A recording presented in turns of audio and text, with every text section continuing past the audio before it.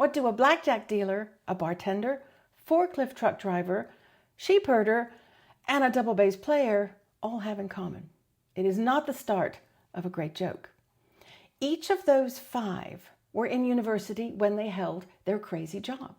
And when I got their resume, as they either started to look for an internship or full-time employment after university, none of them had listed their crazy job on the resume. I asked why, and each of them said it was because they'd been advised by people at school not to include it because it wasn't related in any way to their chosen career path.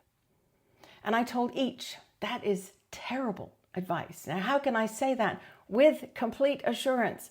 My name is Jane. I've been recruiting for over 35 years.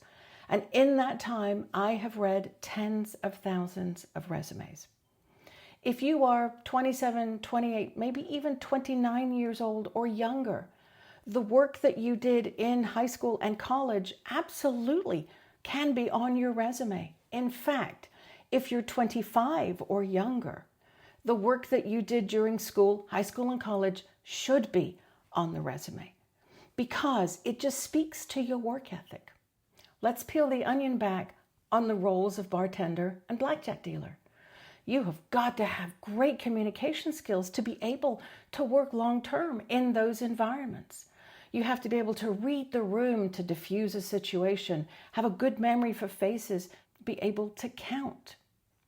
The sheep herder, that assignment was overseas. That took some grit and some gumption to be able to pick up sticks, go to a strange place, and start running all over the mountain. Let's look at the forklift truck driver. She was coming out of university and she had worked in the warehouse for 4 summers. Now, this was 20 years ago. I can pretty much bet there was no other female in the entire county who was driving a forklift. That took grit and gumption. The double bass player. He was actually a member of the symphony in his hometown, and his university was 3+ hours away. Every fall and spring, they would send him the sheet music, and then he would show up the weekend of the concerts, and it would be seamless. The characteristics that you could absolutely attach to him were perseverance. Absolutely could work without any supervision whatsoever.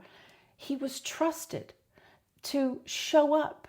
He was the only double bass player. If he didn't show up or if his performance was not seamless, was not flawless, everybody in the concert hall would know. So I'm here to tell you, if you have any job through high school and college, if you have worked multiple jobs simultaneously, put it all onto the resume.